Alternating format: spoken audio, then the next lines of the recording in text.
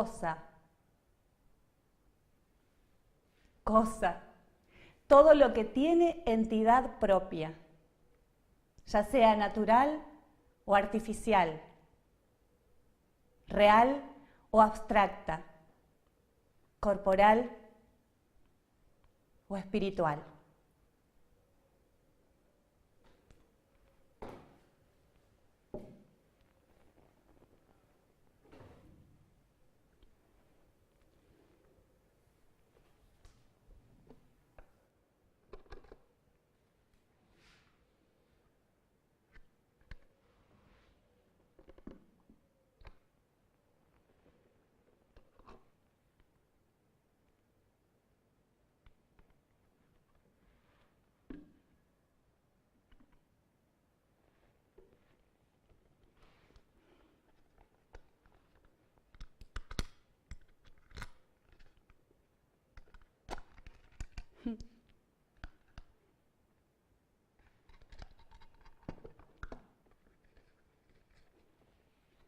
Estampitas.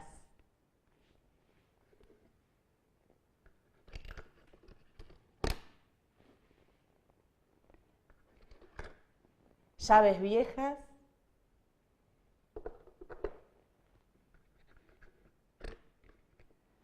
Botones de colores. Monedas, plumitas. Un enhebrador para ciegos.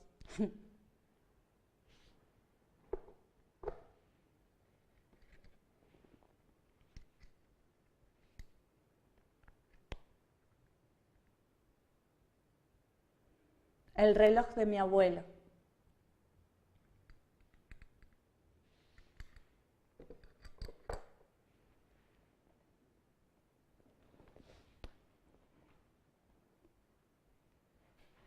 El último día de mayo del año 1941, de madrugada, nació Ana.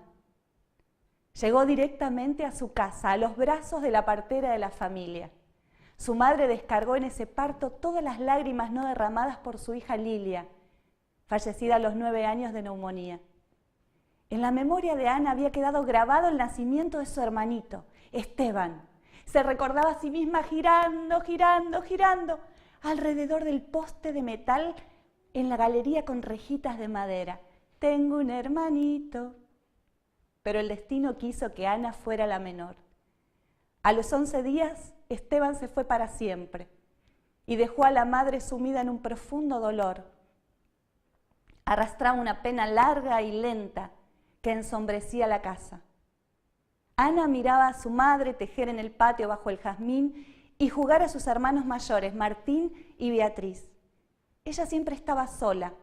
Era como una sombra que pasaba inadvertida a las demás personas. Sola, con sus juegos solitarios y sus cosas.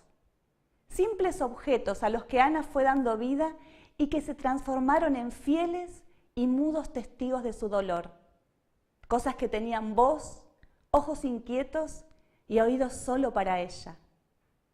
Ana creció en un silencio propio tan profundo que podía oír hasta lo más sutil y así aprendió a escuchar el sonido de las cosas.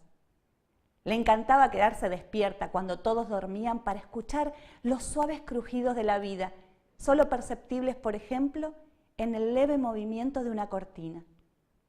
De adolescente decidió mudar su cama del comedor a la alacena.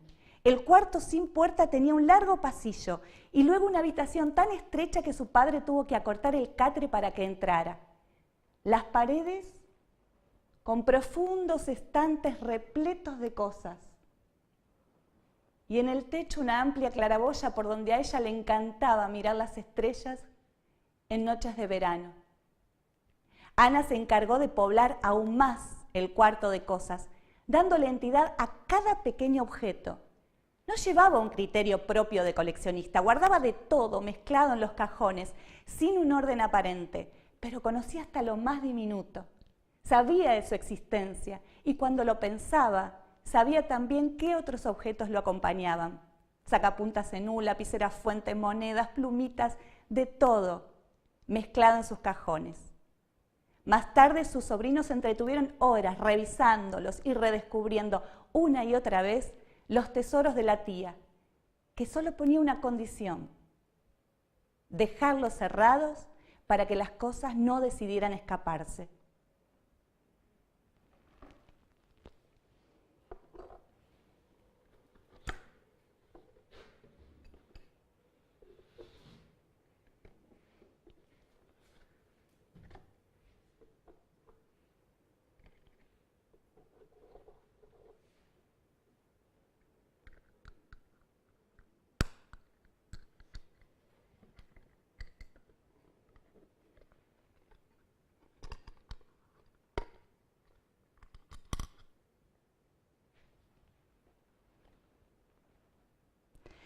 El último día de mayo, de madrugada, nació Ana, mi mamá.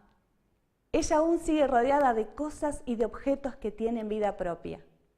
Los cajones de su infancia perdieron los muebles que eran su sostén, pero continúan abiertos en el galpón grande, mostrando los objetos más curiosos, que son nuestras polvorientas maravillas. Yo sé lo que siente mi hija. Lo veo en el brillito de sus ojos cuando los revisa minuciosamente. Y yo sí advierto la sombra de Ana cuando pasa cerrándolos, porque las cosas pueden escaparse.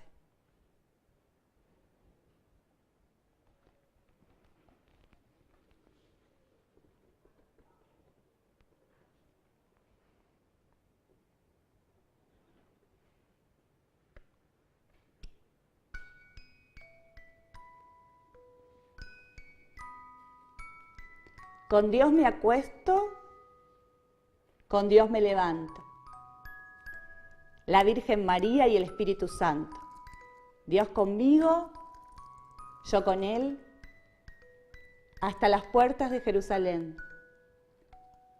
Luz apagada, marcha enemigo.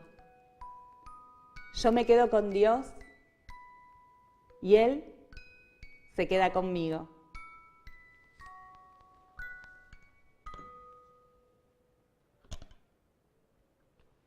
Hace unos 5 años llegó a mi casa una virgen de yeso, por supuesto. La imagen es muy bonita, debo reconocerlo.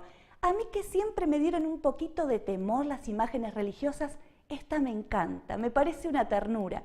Se parece a la única imagen a la que me atreví a acercarme, darle un besito y rezarle una oración en la nave lateral izquierda de la Catedral de San Miguel, cuando mi papá me llevaba a la misa de 10, la misa de los chicos. Pero esta virgen, la de esta historia, como deambula, nos trae muchos inconvenientes. La cosa es así. Mi mamá se enteró de que había una virgen dando vueltas por el barrio y creyó que era su obligación traerla a nuestra casa. Debo decir que se crió en una familia muy religiosa. Mi abuelo, por ejemplo, tenía una especie de nicho, una cajita de vidrio con estructura de madera, en la que guardaba vírgenes, santos, estampitas y medallitas de todos los bautismos y comuniones de los niños de la familia. O sea que en esa caja está guardado el historial religioso de mi familia. Y digo está, porque todavía sigue dando vueltas por mi casa sin tener ninguna función y ningún lugar adecuados. Pero nadie se atreve a hacerla desaparecer, por respeto al abuelo, a los recuerdos, pero sobre todo por miedo a cometer un sacrilegio. Uno nunca sabe. La virgencita llegó a casa envuelta en una capucha de tela celeste con una puntillita blanca. Mi tía se la entregó a mi mamá con una gran carga de seriedad y recomendaciones. El paseo de la Virgen formaba parte de una cadena cuyas reglas habían sido cuidadosamente pensadas, respetadas, sostenidas, mantenidas por todos sus eslabones. Tantos días en una casa, tantos días en otra, el cuidado, mantenimiento y aseo de sus pertenencias, o sea, el capuchón de tela celeste y la bolsita con el cuaderno para escribir los agradecimientos y demás cuestiones. Mi mamá encaja muy poco en las convenciones sociales y es incapaz de acatar casi ninguna regla, por lo cual era lógico que la Virgen se quedara en casa días, semanas y tiempos indefinidos. Pero pasados los días que estipula el régimen de visitas, los vecinos se impacientan y llaman a mi tía, que se ve que es la coordinadora oficial del recorrido. Mi tía llama a casa reclamando por la Virgen a los gritos como si la tuviéramos secuestrada y profiriendo algún que otro insulto, aunque esto le cueste un rosario extra por falta de paciencia. Pero Ana, escúchame, si vos sabés cómo es la cosa, hace más de un mes que tenés esa Virgen, tiene que circular, hacela circular, carajo, y la remierda. Yo bajo la Virgen de la biblioteca y buscamos sus pertenencias. Por supuesto que no las encontramos. Días dura la búsqueda. Y durante esos días mi mamá se entretiene leyendo y releyendo cada papelito que encuentra sobre su cómoda. Pila de papelitos. Con lo cual la pesquisa se desvirtúa completamente. Como suele suceder, las cosas aparecen cuando menos los esperamos. Entonces mamá se sienta muy tranquilamente a escribir sus gracias y por favores. ¿Quién sabe? Yo creo que si la Virgen pudiera escribir en ese cuaderno, no sé si diría, sáquenme de esta casa de locos, o déjenme un poquito más que acá lo paso bomba, para mí que se divierte. Mamá sale con la Virgencita, muy orgullosa de su carga, pero digámoslo, sobre todo de haber roto la cadena religiosa barrial. Le toca la casa del médico, la de la esquina, tan prolijita, tan pulcra, tan ordenada. La acompaño hasta la puerta. Toca el timbre una vez, 2 veces. El médico no está. Y la veo volver. Con la imagen encapuchada a cuestas y una pícara sonrisa de triunfo en la cara. La Virgen se queda en casa un poquito más.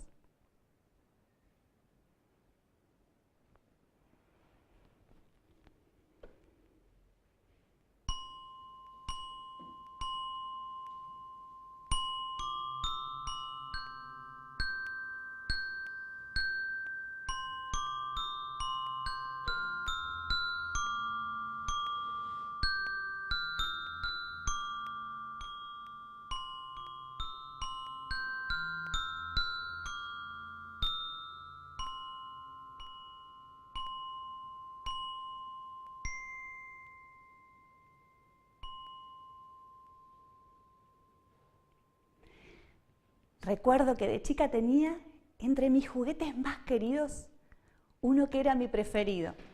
Era un gimnasta tomado de un trapecio de madera, cuyos soportes laterales y verticales se tomaban y se apretaban con una sola mano para que el muñequito hiciera volteretas alrededor de la barra superior de la que colgaba. Estaba pintado luciendo un hermoso traje azul y rojo de San Lorenzo, que seguramente mi papá había elegido entre tantos otros. A pesar de haber sido tallado musculoso y atlético, sus movimientos eran torpes y díslocos, pero aún así lograba girar sobre la barra y quedaba con una sonrisa triunfante, mientras sus piernitas seguían moviéndose desobedientes y autónomas por un largo rato que a mí me parecía eterno. Una de las cosas más entretenidas era sostener las maderas apretadas justo en el momento en que el muñequito estaba arriba de la barra, para detener el giro en su momento cúlmine. Me sentaba en el costado, en la veredita, y jugaba con el muñequito, esperando verdaderas hazañas atléticas. Por supuesto que era mi papá quien me entusiasmaba con su relato. Y ahora, querido público, recién llegado de Rusia y luciendo los colores más amados contra su pecho, el atleta Boris Yuntov intentará realizar sus triples giros mortales sobre la barra. Silencio en las gradas, para que el atleta logre la máxima concentración necesaria para realizar semejante hazaña. Cuánto admiraba y esperaba yo de ese muñequito y héroe de madera, que casualmente, solo casualmente, mi papá había bautizado con su propio nombre, Boris. 25 años más tarde llegó a mi casa de Misiones, Iguazú, un amigo de mis padres. Bocha trajo a casa la memoria de mi papá, Se convirtió en mi amigo y en el tío del monte de mi nena, que tenía 3 años. Pasaba horas jugando con ella y haciéndole títeres de papel. Una tarde apareció con un regalo para mi nena. En la envoltura de papel madera decía: para la nieta de mis amigos de siempre, Ana y Boris, para la hija de mi nueva amiga Silvana, espero que lo disfrutes, el tío del monte. Cuando Martina lo abrió, apareció un hermoso atleta de madera, sonriente y preparado para su público. ¿Te gusta? Lo tallé para vos. Le dijo a ella y me miró a mí con ese orgullo y regocijo tan propio de los abuelos. Ahí estaba, mostrando sus destrezas y habilidades, sonriendo a sus admiradores y moviendo sus piernitas locas. Un auténtico y legítimo sucesor de Boris, dando hermosas e inesperadas vueltas en el trapecio vertiginoso de nuestras vidas.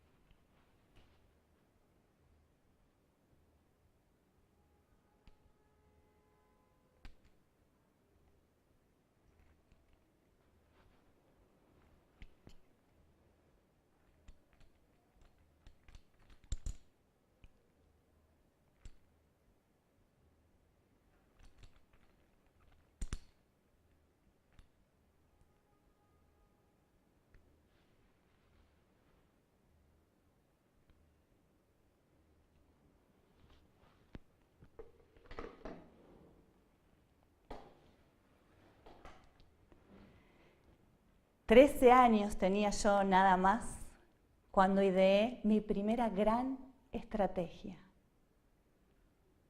Hacía ya 1 año que me acobachaba en mi pequeñísima habitación a leer todo libro que se me cruzaba, a escribir en cuadernos desprolijos y desordenados que guardaba entre la cabecera de la cama y el colchón, y a pensar historias de amor en las que siempre era la protagonista.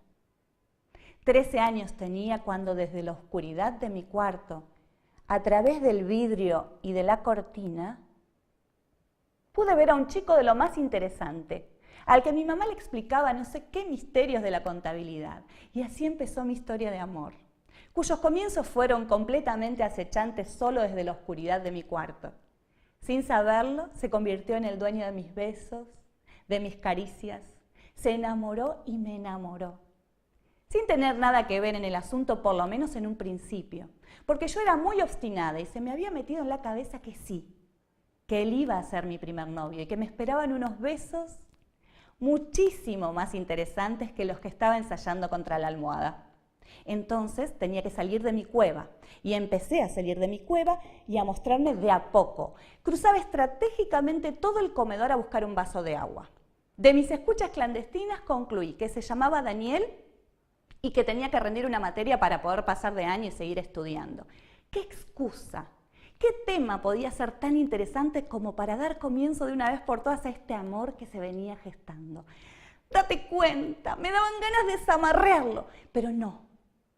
La paciencia es la madre... ¿Cómo es el dicho? Bueno, no importa, porque yo en realidad en esa época no sabía nada de dichos, pero tenía la intuición. Tenía la intuición de que sí, de que debía ser paciente para que las cosas se dieran tal y como venían sucediendo en la intimidad de mi cuarto. Pero como ya no había desfile ni conversación que avivara a este chico, que era 3 años mayor que yo, pero muchísimo más tímido, entonces se me ocurrió una idea brillante. Y es por esta idea que yo digo que siempre los libros me acercaron a los grandes amores. Ya hacía un tiempo que compartíamos la mesa donde mi mamá le explicaba los asientos y donde yo hacía que estudiaba cosas que en realidad me sabía de memoria. O sea que ya hacía un tiempo que teníamos alguna que otra conversación, pero muy lejana, para mi gusto, a algo que tuviera que ver con el primer beso. Y mis ansias adolescentes urgían. Entonces un día en el medio de una supuesta tarea, dije que me había olvidado el libro en la casa de la tía, me olvidé el libro que tengo que leer para mañana sí o sí. Yo ya sé que vos no me podés acompañar, mamá, a buscarlo, y papá tampoco porque trabaja. Daniel, ¿me acompañás? Yo no sé si en esa época las cosas eran más tranquilas o qué, porque mi mamá no mostró ninguna preocupación, ninguna inquietud. Me dijo que sí, que fuera nomás. Y ahí partimos, rumbo a nuestra primera caminata juntos. Y claro que él no lo sabía, pero rumbo a mi tan esperado y planificado primer beso. Y ese beso sucedió. No sé de qué hablamos en el camino, no sé cómo hice para que sucediera, pero sucedió. Noche de primavera fue la de mi primer beso. Fue justo enfrente de una casona antigua que ocupa media manzana en San Miguel, que tiene 2 hileras de casuarinas inmensas que forman una entrada imponente. Semejante escenario me hace pensar que sí, seguramente fui yo la que provocó ese primer beso tan único e inolvidable. Y bueno, Daniel se convirtió en mi novio, novio, con el que recorrimos en una sola bicicleta todos los barrios de San Miguel, Muñiz y Bellavista. Los barrios de Casa Quinta, con vereditas de ladrillos, paraísos, ligustrinas en flor. ¿Existen todavía las ligustrinas en flor? Y bueno, esa fue mi primera gran estrategia. Un libro que supuestamente había dejado en la casa de mi tía, que en realidad llevé conmigo siempre en la mochila, que colocaría entre la pila de revistas debajo del televisor para acto seguido sacar y llevar nuevamente a mi casa. Un libro que me sabía de memoria y en el que había subrayado todas las frases de amor entre sus protagonistas. Un libro de casona que tenía toda la poesía que yo necesitaba para conseguir ese amor que veía desde mi cuarto y que ya era mío antes de saberlo. Prohibido suicidarse en primavera. Porque la primavera solo puede pensarse para un primer beso. Enfrente de una casona antigua, con 2 hileras de casuarinas que forman una imponente entrada. Y sí, por supuesto, ligustrinas en flor.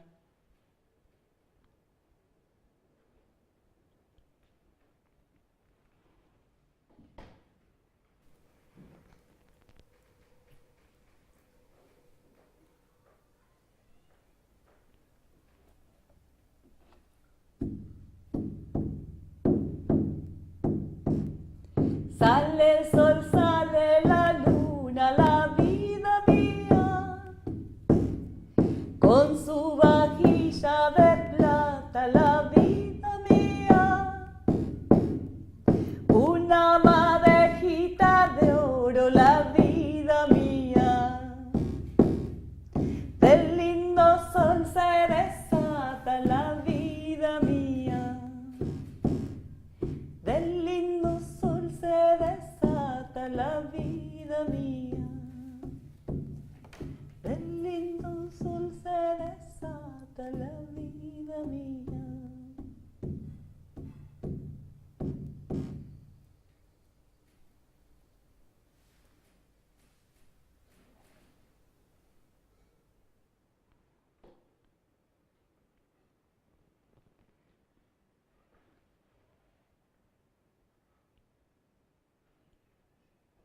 Intuitiva y ancestralmente sabios, los aborígenes temían que los fotografiasen, porque creían que su alma podía quedar atrapada para siempre en ese pequeño papel sin poder escapar jamás. Cada vez que miro una fotografía no puedo evitar recordar esa creencia, porque mucho antes de recordar el momento vivido puedo saber, con solo mirar a los ojos de la imagen, cómo estaba en ese momento y revivir ese sentimiento al instante mismo en que la miro. Enseguida aparece un recuerdo que se va acercando y transformando de algo remoto en una certeza de colores, aromas sensaciones en la piel y en el paladar. Aparece así de repente ese sentimiento que mi alma atrapada me transmite. Y con cuánto amor puedo mirarme en esa fotografía, como quien mira a un ser entrañablemente querido, e identificarme con esa pena, con ese profundo dolor, con esa alegría momentánea o con esa felicidad que uno querría guardar para siempre. Esta foto atrapó mi alma cuando tenía 5 años, parada, con un pie en la vereda de vainillas y otro en el pedal de mi bici roja. Tenía una compañera de aventuras con la que dábamos vueltas a la manzana en velocidades incontenibles. Otras veces los paseos eran más tranquilos. Acampábamos en el pastito de una vereda vecina, sacábamos la canasta e imaginábamos un picnic, quién sabe pensando en qué praderas. La zapatilla flecha, el jardinero azul, el pelo largo moviéndose indomable con el viento del otoño. Los olmos de la vereda, delgados, jóvenes, todavía esbeltos. Cerca del cordón, el tesoro de la poda, una montaña de ramas en la que seguramente saltaríamos tomados de la mano y haciendo equilibrio con los chicos de la cuadra. 2 casas más atrás, el rostro sorprendido de una vecina que quedó atrapado para siempre sin su consentimiento en ese pequeño cuadrito. Enfrente, en la esquina, el viejo terreno baldío, con animales prehistóricos, enredaderas venenosas y eucaliptos sin fin. Mi cara fresca, sonriente, limpia de pecas y de lunares.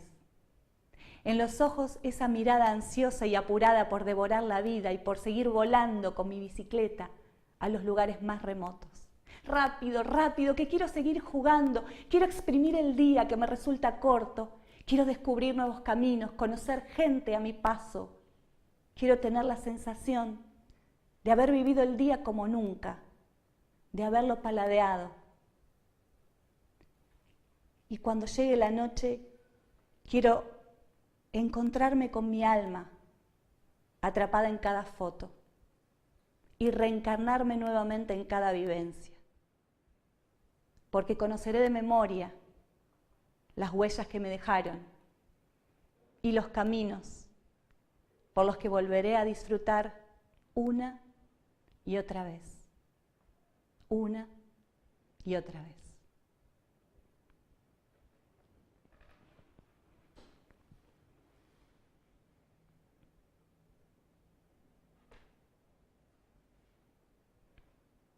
Yo lo pongo acá y él lo saca. Lo vuelvo a poner y lo saca y lo pone donde quiere. Yo sabía que ibas a venir. Él me lo dijo anoche. ¿Quién, tía? Él, el amo del universo, el señor de los planetas. Mi tía tiene 90 años y comenzó hace un tiempo su camino por otros mundos. Va hacia el pasado, habla con mi abuelo, me cuenta historias que le cuenta el amo del universo. Por ahí vuelve, me dice tonta y le echa la culpa al viento. Vive en santos lugares, siempre vivió ahí. Yo adoro santos lugares por eso, pero también porque tiene la mejor estación de ferrocarril donde uno puede esperar el tren. Porque a ese bellísimo estilo inglés de vidrios repartidos y asientos de madera se le suman 2 hileras de eucaliptos centinela justo atrás del alambrado en el terreno ferroviario. La primera casa que le conocí a mi tía estaba en una esquina, en la calle Langeri, todavía está.